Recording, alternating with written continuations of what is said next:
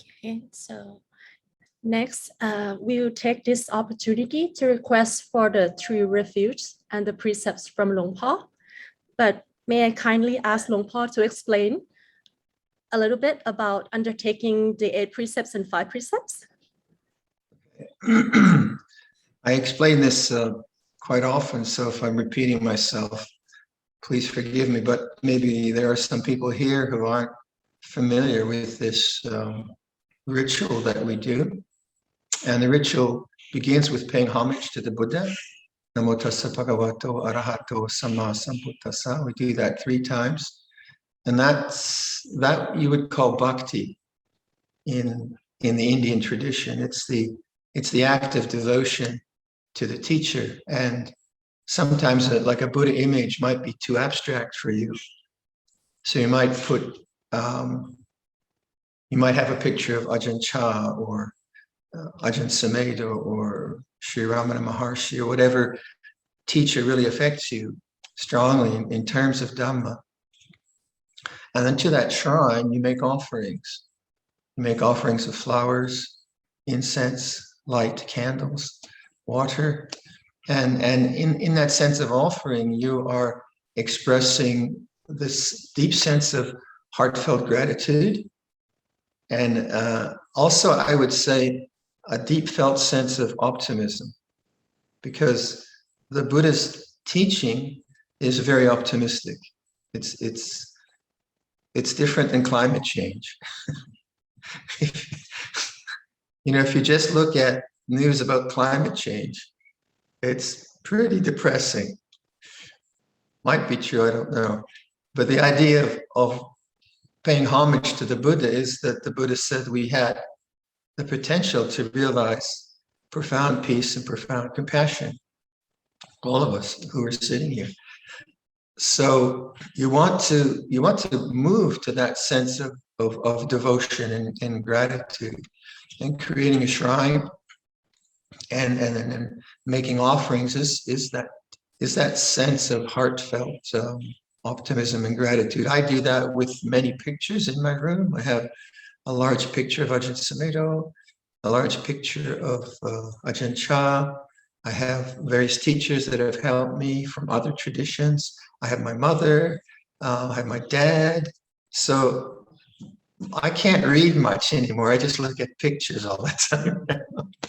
And it's actually very powerful, because it brings to heart very, very easily the sense of love, heartfelt love and gratitude that we can all feel. And to me, that seems to be so terribly important, because our aspiration is non-desire. And what love is non-desire in the sense, or gratitude. So sometimes these teachings are very formulaic. You know, you do Namo Tassa, and then you do the 3 refuges, and then you do the precepts, and they become a kind of formula that Buddhists use, which is nice. But you always want to enliven it. You don't want it just to be a kind of dead tradition. And you can enliven it just by getting a heart sense of what those words might mean for you. So that's homage to the Buddha, the kind of bhakti part. Then the refuges, then the next part is Buddhang Saranang Gacchami, Dhammang Saranang Gacchami, Sanghang Saranang Gacchami 3 times. And again, I explain this often, but the word Buddha, the way I've been educated towards how you might use that word, is first and foremost, there is the teacher. But also the teacher, the Buddha, said that when you see the Dharma, you see the Buddha. When you see the Buddha, you see the Dharma. So one of the ways to think about that refuge in Buddha is the awakened mind. So right now I can you hear chipping in the background? Hi, that's a chipmunk, right? And he's doing what chipmunks do. They do this, okay? So I'm aware, I know that this is a chipmunk. I'm awake to the fact it's a chipmunk. If I get annoyed at the chipmunk, stop doing that, then I can know that too. I can be awake. So being awake doesn't mean I feel good or bad about anything. It's just I know what's going on. I like it, I dislike it. So that is refuge because it is something that you can trust in. You can trust in the awake mind, right? The Buddha as historical person, well, you can have devotion to that, but you don't really know that. What you really know is that life is like this now. So that's why refuge is a place of trust in the heart. And how could, life is like this. It's very, very obvious. And if you trust in that, that leads you to Dharma.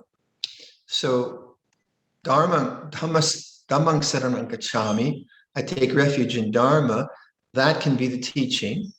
And we all need to study the teaching, Four Noble Truths, Anicca Dukkha Anatta, Paticca Samuppada, all these different very good teachings that we have. But those are still abstracts.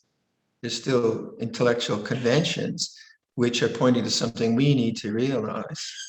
And then that realization that we have ourselves, the truth of anicca, the truth of the Four Noble Truths, is something that informs our insightful part of our consciousness.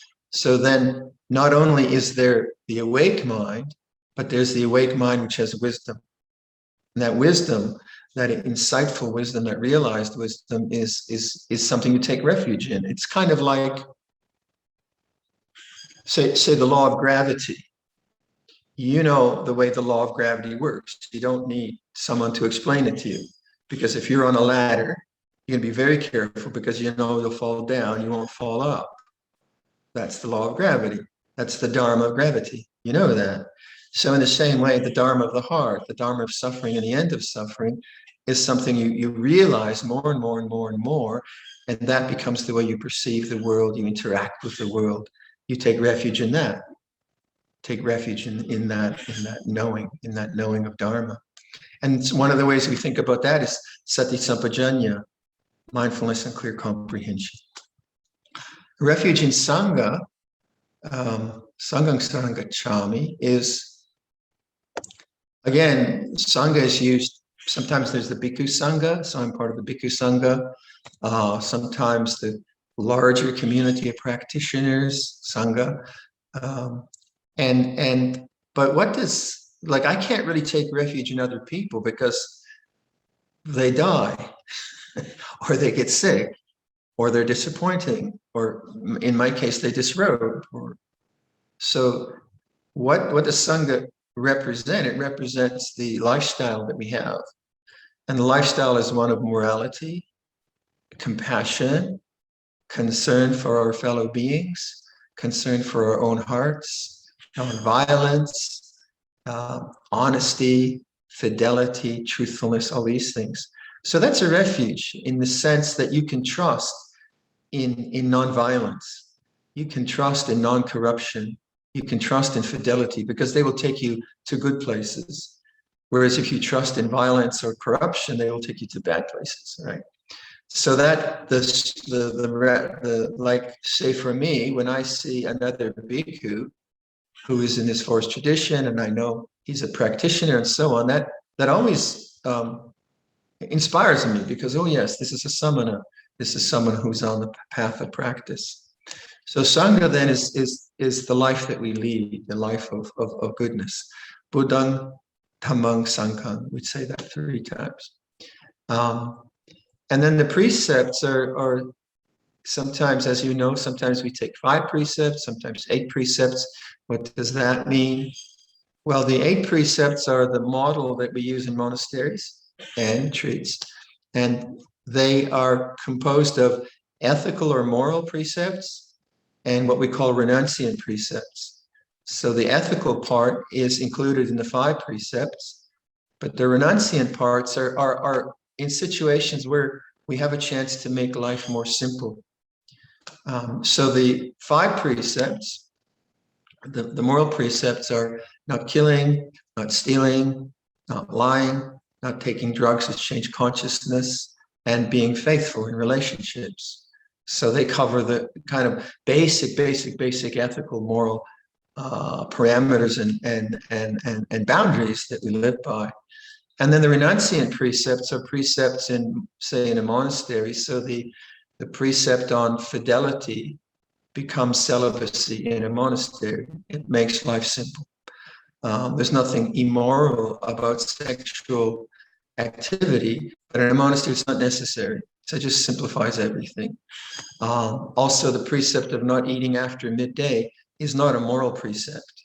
It's a precept to simplify life. So no one has to cook in a kitchen after 12 o'clock, right? The precept on not having entertainments, that's not a moral precept. It's not wrong to listen to Tchaikovsky or the Grateful Dead or whoever you like to listen to. That's just preferences. But in a monastery, we don't have access to that. So again, it simplifies things. But it also means that the mind has less avenues of distraction. There's less distraction to go into. And then there's a strange precept to not sleep in high and luxurious sleeping places in the 8 precepts. And people ask, well, what is that about? I have to throw my bed out? Well, it comes from the time of the Buddha, when to have a mattress must have been very luxurious. And then a mattress with springs must have been very, very luxurious. And bed sheets and pillows, you would probably be a Raja to have that. And the principle behind that was that if you get too comfortable in life, if you're just too comfortable, you won't have the kind of asceticism to really work hard on your practice. You become lazy, and comfort can make you lazy. So really, it's just about, don't be lazy. Be diligent. Have a good sleep. Don't throw out your mattress. Don't worry about it, but be diligent. Don't just use the time of this birth to sleep another 14 hours a day or whatever it might be. That's an extreme, I know. So anything I could say about this, but perhaps we could, so for those of you who are in family situations where the 8 precepts are not reasonable, don't worry about it. Just devise something that works for you in terms of like food, say. You don't have to keep the 8 precepts, but you can put a discipline around yourself, around not nibbling or not grazing, right? Because when you feel bored, what do? You have a donut or whatever you do. And to actually put constraints and limits on that possibility of eating, not because it's immoral, but just to watch how the mind wants distraction, how it likes to go out into sense experience. And again, it's not a moral thing, but it does make you restless. When you always have access to sense experience, which is exciting or interesting or distracting, your mind it's harder for the mind to touch the deep silence, which means you have to stay home rather than go outside all the time. So for those of you who are not taking the 8 precepts, just figure out a way that works for your family, because you don't want to be a nuisance to your family. And yet you want your family to know, yeah, this is a special time for me. But for those of you who want to, I think Yom Vibun, will you then maybe request the 8 precepts? Yes, sir. Okay. I will lead requesting the 3 refuges and the 8 precepts. After that, please follow and repeat after Luang Por. Mayang Pante Tisarane Nasaha Atta Sila Niya Jama Tutiyampi Mayang Pante Tisarane Nasaha Atta Sila Niya Jama Tutiyampi Mayang Pante Tisarane Nasaha Atta Sila Niya Jama. And can we get that on the screen? The precepts, Ben? We haven't prepared that, Luang Por. I'm sorry. Oh, my pin line. Just follow along. We'll work it out. Okay. So I'll repeat Namo Tassa 3 times, and then you repeat after me. Namo Tassa Bhagavato Arahato Samma Sambuddhassa. Namo Tassa Bhagavato Arahato Samma Sambuddhassa. Namo Tassa Bhagavato Arahato Samma Sambuddhassa. Please repeat. Namo Tassa Bhagavato อะระหะโตสัมมาสัมพุทธัสสะนะโมตัสสะภะคะวะโตอะระหะโตสัมมาสัมพุทธัสสะนะโมตัสสะภะคะวะโตอะระหะโตสัมมาสัมพุทธัสสะ พุทธังสรณังกัจฉามิ พุทธังสรณังคัจฉามิ ธัมมังสรณังกัจฉามิ ธัมมังสรณังคัจฉามิ สังฆังสรณังกัจฉามิ สังฆังสรณังคัจฉามิ ทุติยัมปิบุตตังสรณังกัจฉามิ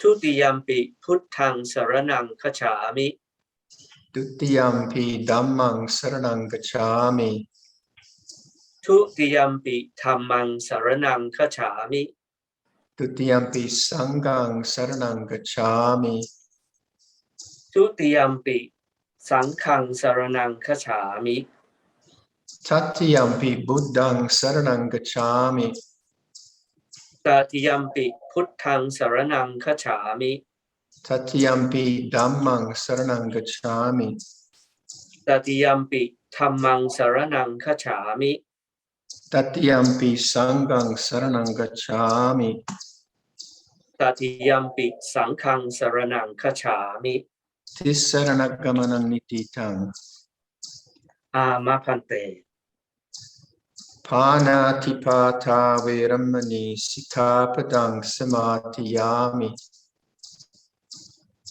ปานาติปาตาเวรมณีสิกขาปะทังสมาธิยามิ Pibun, do you have the English translation there? Yes sir. Okay, we'll do Would you that like me too. to I repeat undertake. English? I'll do it. I You follow. undertake the- Okay. Yes sir. I undertake the precept to refrain from taking the life of any living creature.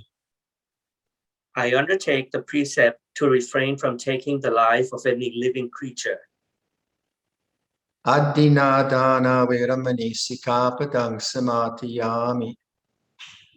อทินนาทานาเวรมณีสิกขาปะทังสมาธิยามิ I undertake the precept to refrain from taking that which is not given.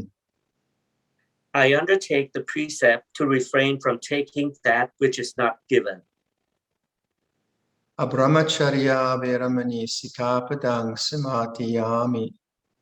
อพรหมจริยาเวรมณีสิกขาปะทังสมาธิยามิ I undertake the precept to refrain from any intentional sexual activity. I undertake the precept to refrain from any intentional sexual activity. Musawada veramani sikapadang samatiyami. มุสาวาทาเวรมณีสิกขาปะทังสมาธิยามิ I undertake the precept to refrain from lying. I undertake the precept to refrain from lying.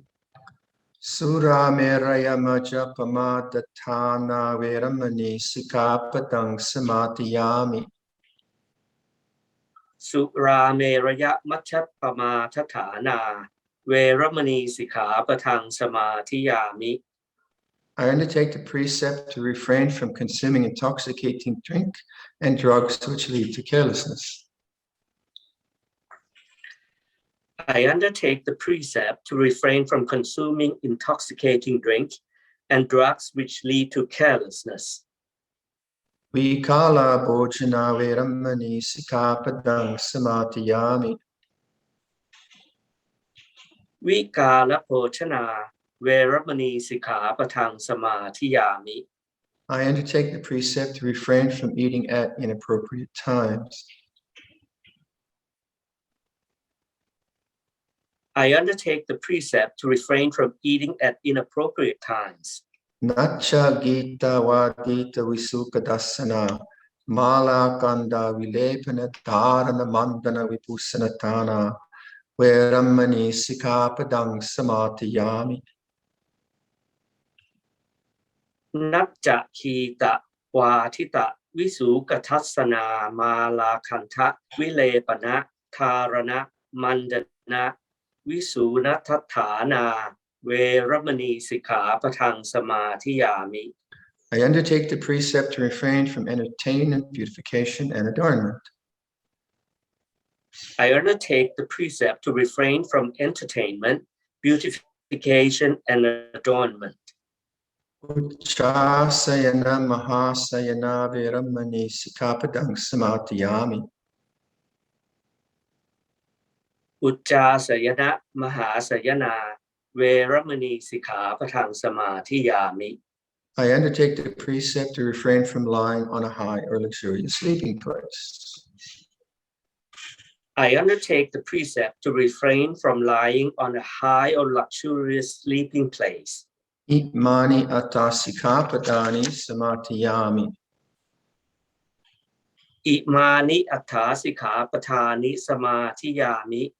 Imani atthasikkhapathani samadhiyami. Imani atthasikkhapathani samadhiyami. Imani atasikapadani silena sukatingyanti, silena bhogasampata, silena niputingyanti tasama silang visotaye. Sadhu, sadhu, sadhu.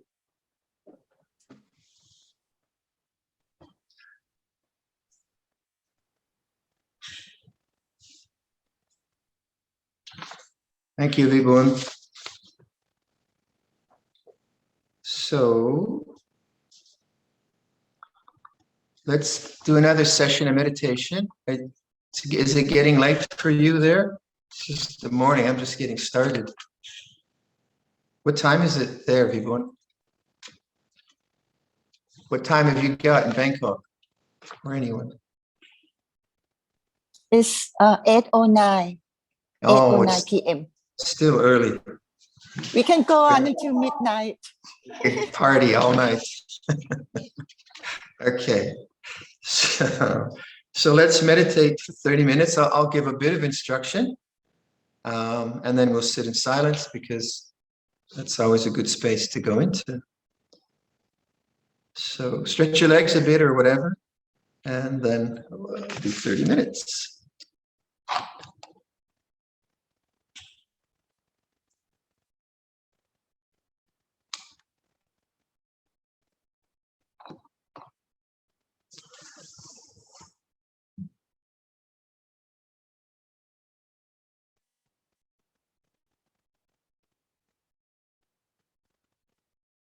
In terms of posture, if you can get yourself on the floor, on a chair, something that you are comfortable in, but you don't have to fidget and move around a lot. That helps a lot.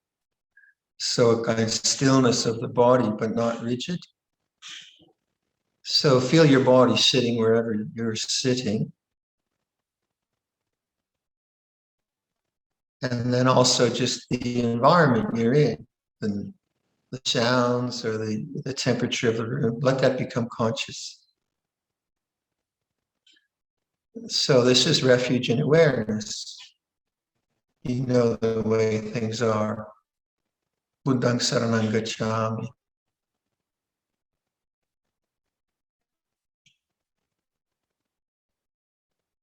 Listen to sound.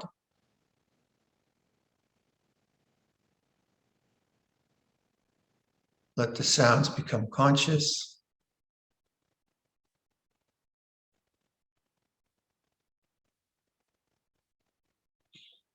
And perceive sound as in awareness.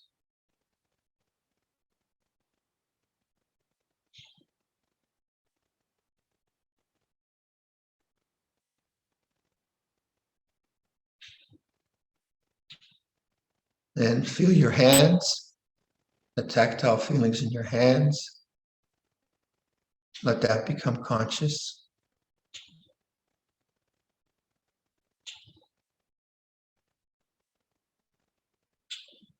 And perceive that as in awareness.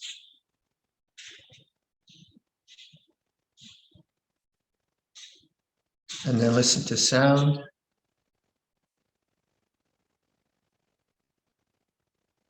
Feel your hands. Both are in awareness.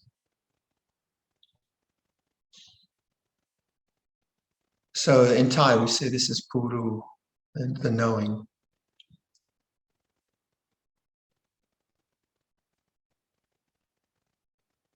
Bring attention to the center of your chest. Feel the breathing at the center of the chest. Let that become conscious. Welcome the in-breath. Let go the out-breath at the chest.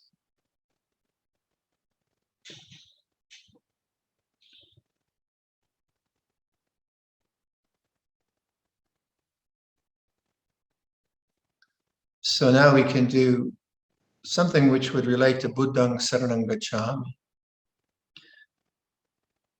So on the welcoming in-breath at the center of the chest, bring forth a teacher who has been very helpful to you, a parent who has been very helpful to you, a friend. Bring forth the image, name at the center of the chest, and connect to the feeling of gratitude or love. And on the out breath, wish them well. May you be well. So for me, Luang Por Sumedho on the in breath. On the out breath, may you be well. So this is like paying homage, puja. So I'm not thinking about Ajahn Sumedho in a narrative way, but rather I'm connecting to the heartfelt sense of gratitude at the heart.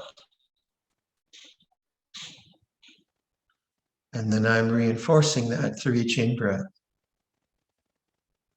So this isn't about thought, it's about remembering something at the center of the heart.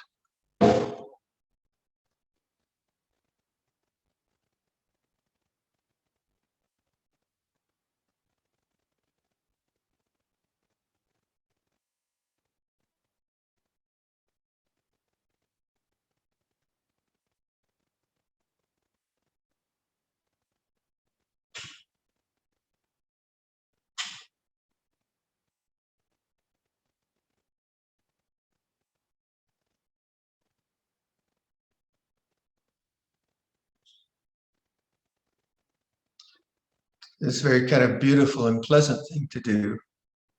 So you're not trying to produce any kind of feeling, but it's your memory will produce that for itself if you recollect the person. So Luang Por, may you be well. And then go through other teachers, the Buddha. And then get to a place where you don't really need to name anyone. And you just stay at the heart, welcoming with the in-breath, letting go with the out-breath. So that you can drop the language. And then if you get a bit lost, bring up another image. Use language to bring the memory, feel the heart, let go of the language. All right, let's try that for a while.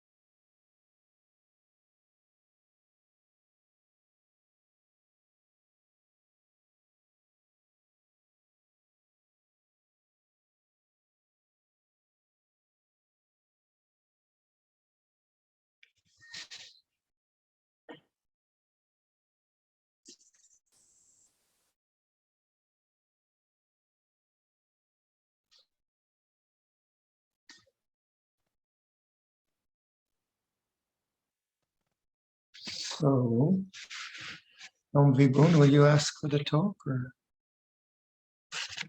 what's up?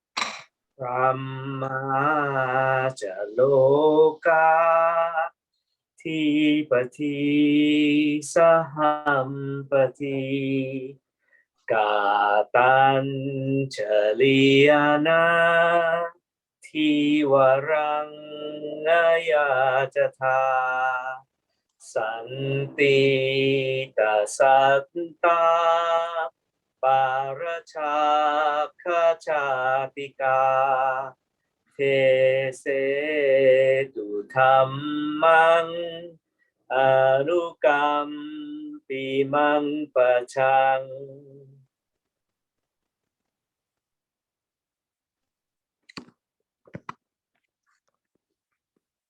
Namo tassa bhagavato arahato sama sambuddhassa. Namo tassa bhagavato arahato sama sambuddhassa. Namo tassa bhagavato arahato sama sambuddhassa. Buddhang dhammang sanghang namasami. So we're running a bit late, but I don't have my meal until 11 my time, so I might go beyond the 10 o'clock or your 9 o'clock or wherever.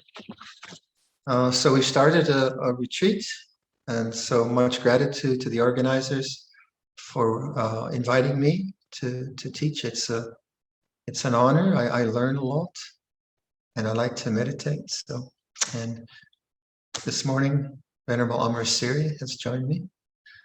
I'm in the monks' library, our favorite room here in the monastery. And the other monks are doing whatever other monks are doing. So we began by paying homage to the Buddha and trying to bring significance to that, to those phrases, because one of the ways you could look at Buddhism is that it's an exploration of desire and non-desire. So desire is natural, and sometimes it's skillful and sometimes it's unskillful. So if I'm thirsty, I just drank some water.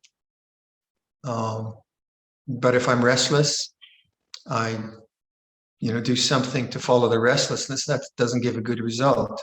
Drinking the water gives a good result. So understanding desire rather than having an opinion about it, that it's bad or something like that, is the way of investigation. And when you have something which fulfills your heart, then you touch what we mean by non-desire. Non-desire, sometimes you could say it's Nirod in Thai, the third noble truth. And to contemplate the ways of non-desire, rather than struggling with desire, is another way of educating yourself, another way of understanding. So this reflection on homage to the Buddha is an entrance into the beauty of one aspect of non-desire. And it's very fulfilling. It's very fulfilling, and it's a basis for enlightenment, because it's not something about getting an external experience, a distracting experience, or owning something, or getting what you want per se, but rather it's something that you bring up from your own wisdom, your own resources, and that connects you to something which isn't selfish. So when I reflect on, see, we have many Buddha images here. So there's a beautiful image up there. I can look at that, and I can look at it and think, oh, it's bronze or it's brass. Is it brass? It looks like a Thai image. So I can comment on its aesthetic. I like it. I don't like it. but that doesn't really bring me to a sense of gratitude or a sense of devotion or a sense of awe. Whereas if I look at that and I think, well, who was this person? Who was the Buddha? Who was this compassionate being that it has affected me so strongly? And sometimes I find it more difficult with a Buddha image to do that because my mind tends to go into the aesthetics. It's an abstract. But if I use a picture of Luang Por, like here we have Luang Por Liam, Luang Por Cha, Luang Por Man, Luang Por Sumedho, Luang Por's all over the place. Wall to wall Luang Por's. And but if I just hold my gaze on, say, Luang Por Liam, whose picture is on the wall across from me, I know him very well. I think he's enlightened, and he's just a very beautiful being. If I just look at that and I remember him, that brings me to a place in the heart which is very fulfilling, but it's not from desire. I'm not doing it out of selfish desire. I'm entering into that because that's a potential that is in my heart, because we all can feel gratitude and we can feel awe. And you could see how entering into meditation from that perspective, rather than technique or getting something or getting rid of something, entering from the sense of devotion or awe or gratitude, set your mind up in the place of non-desire. And if your mind is in the place of non-desire, it then knows Dhamma. Whereas if you enter into meditation from a place of desire, like you had a really good experience last retreat, now you want to repeat that experience, that's desire. If you're not aware of that desire, you feel very frustrated because you really won't know Dharma. You'll be programmed by a previous experience. So entering into meditation from non-desire is, and more than just non-desire, I think from the heart rather than from the head, rather than from ideas and thoughts and views and opinions about what should take place. If you enter from the heart, it's not an opinion, right? It's just the way it is. And there's a wisdom there from the heart, isn't there? There's an understanding from the heart, which isn't an opinion or a judgment or whatever. So I would say to you then, when you begin meditation, how do you begin? Do you just sort of, how do you begin? What would be a skillful way to begin your meditation? And this would be a very traditional way to do it, but you wouldn't want it just to be a dead tradition that has no life in it. You don't want it to be enlivened, and that would be up to your mind and your heart. Hence, we have these rituals in Buddhist cultures, bowing, a shrine which has some decoration out of respect, a golden image, bright, enlightened, these kinds of ideas. So do consider when you enter into meditation to try to right away come to that skillful place of non-desire. Another way is love of Karanyametta Sutta. Like we'll end this meeting with the English version of the Karanyametta Sutta. This is what should be done by one who is skilled in goodness and who knows the path of peace. Let them be able and upright, straightforward and gentle speech. So you can use language, right? Not just as a discursive thing that's going on automatically in your head, but you can use language to remember that which is wholesome and skillful. So beginning a meditation with the Karanyametta Sutta in English or Pali or Thai or whatever language you want, something that evokes that sense of kindness. So then if awareness is conjoined with kindness, I think it has the perfect balance. When awareness or mindfulness doesn't have kindness in it, it can very easily veer off into control, into trying to get something, trying to get rid of something. But when sati is conjoined with metta, and I think that they are one thing, I would say. Ultimately, sama, sati, must have this sense of open-heartedness and acceptance in it. I think it would be lacking if it does not, because we are beings of heart. We're not just intellectual structures, right? We're not just analytical beings. So if you can enter into that, it's as you would like homage to the Buddha, homage to your teacher, you can enter into that space of kindness in whatever manner you like to do. Then the sati, or awareness, has this openness and acceptance into it, and it knows Dharma. Whereas again, if I'm just coming from some technique that I'm doing, or some sense that I have a lot of work to do, and I have a lot of kilesa, and I have to fight my kilesa, that kind of language, or then the open acceptance and receptivity of the mind won't be available. So, like Luang Por Sumedho teaches a kind of, and I like to think of that too, receptive awareness. You're receiving this moment. The language you'll find me using, I'll use the language like make conscious. That's maybe a strange way to use language, but when I ask you to listen to sound, make conscious the sound. So I'm not, like when I talk about meditation, I'm not talking about concentration. Concentration for me is something I do in the workshop. Maybe I'm using a power saw. It's very dangerous, and I need to be very accurate, so I concentrate. But when I ask you to listen to sound, I'm not asking you to concentrate on the sound.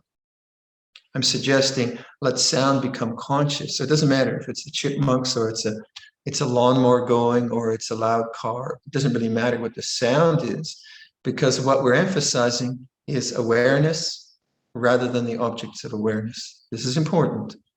If you're emphasizing the objects of awareness, you need to sometimes. I'm in the workshop, I'm cutting a piece of maple. It's a powerful saw. I once put this thumb into a power saw. Can you see the difference in size?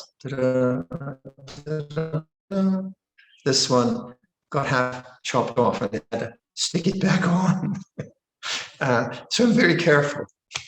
Very dangerous place, right? So that's, to me, concentration.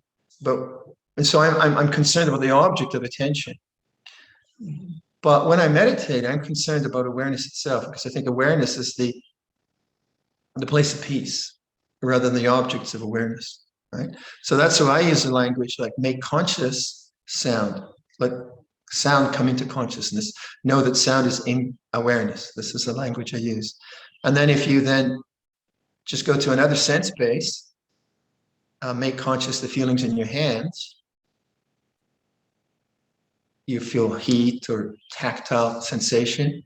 I'm not concentrating. I'm letting that become conscious. And then I notice that awareness is the same both for the sound and for the tactile sensation. Oh, and that's what I want to go to, because that isn't dependent on the quality of the sound or the quality of the body.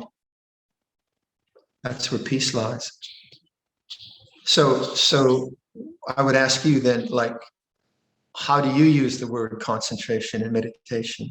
I'm not saying I am right, but I do differentiate in my own mind how I use that language. And then in terms of mindfulness, samma, sati, what would be right mindfulness? Well, for me, it would be when I can include everything. Now, that doesn't mean I approve of everything. So if I thought mindfulness was some way of being where I'll never feel negative emotions, then I'm in trouble, because I feel negative emotions. Feel annoyed or anxious about something. This is just the nature of the emotional system. But if I have perceived sammasati to be something that never experiences negative emotion, then what am I going to do when it comes up? Well, I repress it, or I think I'm wrong, or I judge myself. It shouldn't be this way, which then is a complication on that. But if I see that sati is very open, it accepts all things, it rejects none. Sila rejects some things. So if I have an impulse to kill an insect or to harm a rodent or something like that, no. So sila definitely has boundaries. You do this, you don't do that. But awareness Sati, to me, it seems it has to be very, very open. And what could be open but metta, loving kindness, openness of heart, accepting all things. And then from that, I can act. I can say, no, that's wrong. Don't do that. Or this is okay. Do that. But if I never come to that place of open-heartedness, then I can just be reacting from cultural ideas of what I should or shouldn't be, or from my own sense of judgment, or whatever it might be. So the awakening, Buddhang Saranang Gacchami, to me implies compassion, not just functional presence. Sati for me isn't just functional presence. Sure, sati, like if I'm mindful from here to there, and I have some electrical cords here, if I'm not mindful, I'll trip on the cords and fall down. Sure, that's a natural part of mindfulness, but is that all it is? Is it just functional presence? No, it has to be more than that, because samasati must lead to enlightenment, must be a foundation for enlightenment. So to me, it seems it's a much grander thing than just being concentrated. I need to focus, otherwise I'm going to fall, but that's not all it is. So if you, then again, I would ask you, how do you perceive mindfulness? What is it in your lexicon, in your word system, and your own definitions of what this practice is about? Language is funny stuff, right? Each of us might use the word sati, but each of us might perceive it in a different way. So my suggestions are simply from my use of language and the way I've defined things for myself. But those definitions are really beyond words. It's something I know intuitively. And that's the idea of sati sampajanya, mindfulness and clear comprehension. With experience, you just know what you're talking about, and then you try to explain it. It's rather difficult. So it has to be something that that instills confidence in you. So if I use language differently than you're used to, then question your own language. So what do I mean that? What do I mean by sati? And what do I mean by namo tassa bhagavato arahato samma sambuddhassa? What is that? Is there meaning in that, or is it just words that we use as a Buddhist community? So I thought what would be interesting, at least for the first part of this retreat, is to explore the word trust. Now, some of you have been probably listening to Luang Por Sumedho's talks. We have, for sure. And he's in a very lion roar kind of Dhamma these days. He's just full of inspiration and confidence. And one of the questions that came up in one of Bita's sessions was the phrase that Luang Por keeps putting to us, saying, trust and awareness. And so the question came, well, what do you mean by trust and awareness? And rather than intellectually define trust, right? What I find with language is that, well, why don't we explore the very word trust? What is trust, and what are the synonyms of trust? And it seems to me that trust would be an entry into non-desire, right? Because trust is not desire. When I trust, it's not about me wanting or not wanting. And what would be the synonyms of trust? And what would happen if we remember those attitudes? What effect would that have on the heart over a period of time? So the way I explore trust is simply making conscious the way things are. So typically sound is very good for me. Just listen to sound. And then that's awareness. And then I'll pop in the word trust. Just that. And then someone say, well, what do you trust in? No. Don't go beyond that. Don't go into thought. Don't analyze this.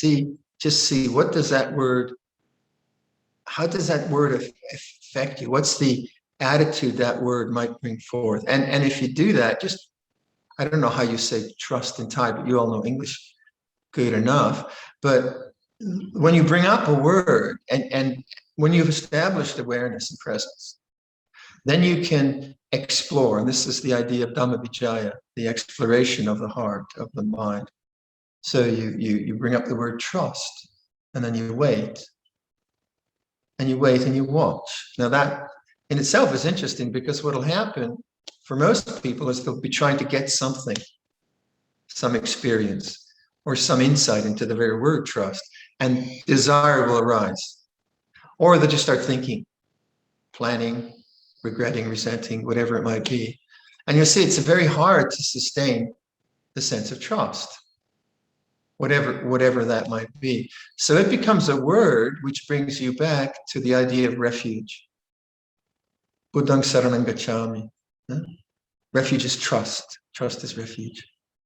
So I'd like to try to, do that in some of the meditations with you, see what that feels like. Now, this isn't a technique, and it takes some experience to do this. If your mind is very, very confused, then you need to do kind of a hardcore technique, usually like counting your breaths or things like that. But I think most of us have enough experience that we can explore things at a bit more subtle level.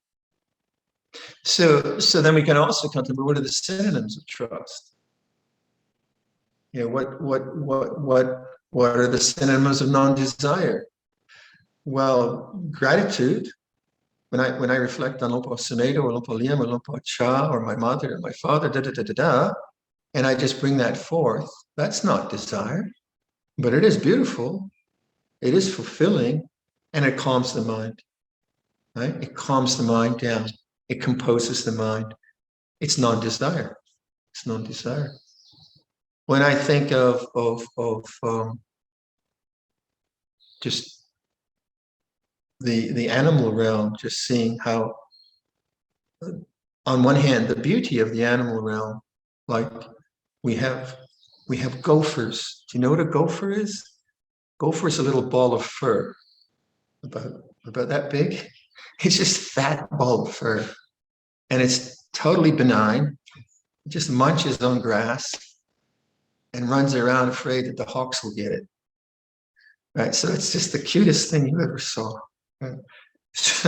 So I can look at a gopher, and I can feel love for the gopher. Now, if a bear came at me, I wouldn't feel love for the bear. It would feel different. But I can look at nature and I can see the beauty in nature. We can do that, can't we? We can see a tree. We can see the shape of a rock. And that is non-desire. It's not the same as having a vanilla milkshake or sticky rice with mangoes or whatever you like to eat. That's fulfilling, but it's about sense desire and the needs of sense desire. But this sense of beauty that we can experience in the world, we call mudita. And mudita is not the same as tanha. It's not the same as tanha, is it? I can see the accomplishments of one of the monks, say, who does something very well, and I think, wow, good on you. Or one of our monks had some physical difficulties, and he found that the cause was actually some technology that he discovered, which is a great relief to him. So I had both compassion for his predicament, but also, oh, wow, he's got some relief. That's mudita. That's non-desire. That's not tanha. That's not craving, is it? So we have possibilities of entering into joy and uplift and open-heartedness, which are not based on getting a new iPhone or watching a cat video. Although cat videos I've heard are very good, or whatever you want. So this is this access to joy and the openness of the heart. I think it's very important in meditation, because meditation is simply fighting your kilesa, right? Or hanging in there when you're really restless, or if it's all just about the negatives of our inner experience, and we have a lot of that, and we have to deal with that. If it's only about the negatives, it's pretty hard. It's pretty hard. It's hard enough as it is. But if also we have these ways of entering into the beauty of the human consciousness, which is not an attainment. I would say it's more a remembering, isn't it? It's not like you attain some, like for me to look at the gopher and have love for the gopher. It's not fourth jhana. It's very accessible. It's very much there. And mudita is very much there. We have it. So in whatever ways you can enter into mudita, like around with your grandchildren, or your partner, or your teacher, and see the beauty of their accomplishments, or whatever it might be. Beauty has its place. Aesthetics and attachment to aesthetics is another thing, so we are choosing the wall color. We're repainting the rooms in the house. We have a house which was built in 1925, and I think last time they painted was 1926. So we need a paint job. So we have a color committee. I refuse to be on the color committee. And so the color committee has, about 20 colors on the wall now, right? Greens and yellows and blues and so on. And they go up and they choose, and then they don't choose. So it's been going on 4 days, right? I think we got a color. So that's aesthetics, right? And that's preference. And that can be different. So some people like the color of the wall, some won't like the color. But that's not what mudita is about. It's not about aesthetic preference. And there's nothing wrong with aesthetic preference. It's deeper than that. It's about compassion, it's about heart. And that is not selfish. Whereas my choice of aesthetics is my self-preference, and it becomes selfish when I attach to it. I think, you idiot, you got the wrong color, or something like that. But that's attachment to aesthetics. But beauty doesn't need to be that. Beauty has another possibility, and that possibility is it opens our hearts to what we call mudita in the 4 Brahma Viharas. So do contemplate like the wholeness of this rich tradition, beyond just a technique, right? That the imagery we have, the chanting we have, the reflections of our social interactions with compassion and joy are terribly important as a foundation. Then when we are meditating, and if material comes up which is very negative, like old resentments come up, or old fears come up, or even present resentments come up, we can bear with them. We can witness to them. We can say, and this belongs to. Just as there's the beautiful gopher, there's also the dead gopher, or the gopher that puts a hole into my pipes. Both are happening. But if we never enter into that openness of the heart, then sometimes it's just like you're just struggling. So when sati and metta are conjoined, then when difficult things come up, we say, oh yeah, this is also part of the way it is. This is the way it is now. And in that openness, there can be a liberation from these negativities, from the resentments and fears that we all experience. And that's a kind of purification. It's not easy, it's not fun, but there's a space to allow that to happen. And then there's the kind of purification of the heart where those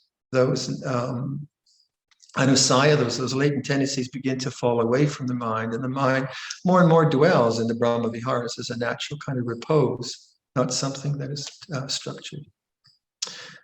So I think that's sort of sufficient for tonight. We're probably ready for another 2 hours of meditation on your own.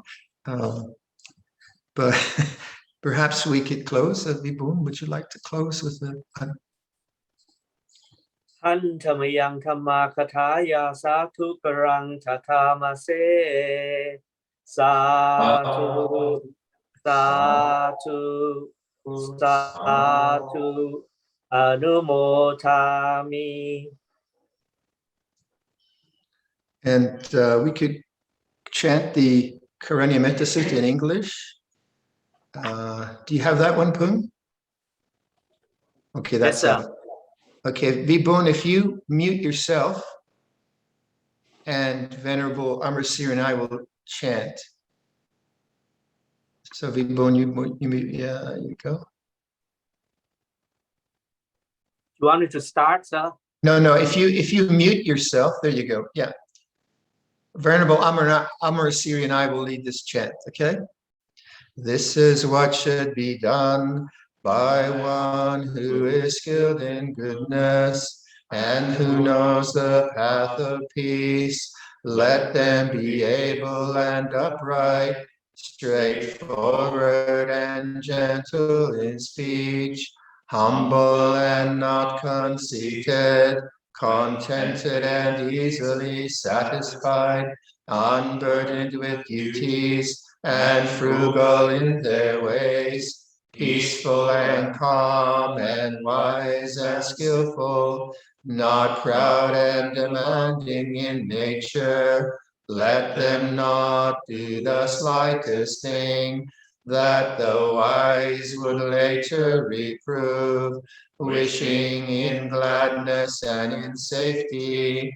May all beings be at ease, whatever living beings there may be, whether they are weak or strong, omitting none, the great or the mighty, medium, short, or small, the seen and the unseen, those living near and far away, those born and to be born. May all beings be at ease. Let none deceive another or despise any being in any state. Let none through anger or ill will wish harm upon another, even as a mother protects with her life her child, her only child. So with a boundless heart should one cherish all living beings, radiating kindness over the entire world, spreading upwards to the skies, downwards to the depths, outwards and unbounded, free from hatred and ill will, whether standing or walking, seated or lying down, free from drowsiness. One should sustain this recollection. This is said to be the sublime abiding, by not holding to fixed views, the pure-hearted one, having clarity of vision, being free from all sense desires, is not born again into this world.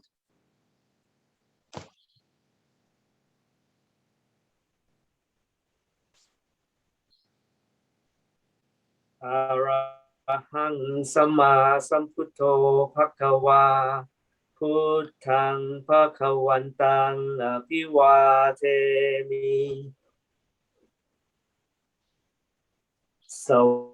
Sawakato Bhagavata Dhammo Dhammang Namasami. Supatipanno Bhagavato Sāvaka Sangho Sanghang Namami. Please bow 3 times to Venerable. First bow. Second bow. Third bow.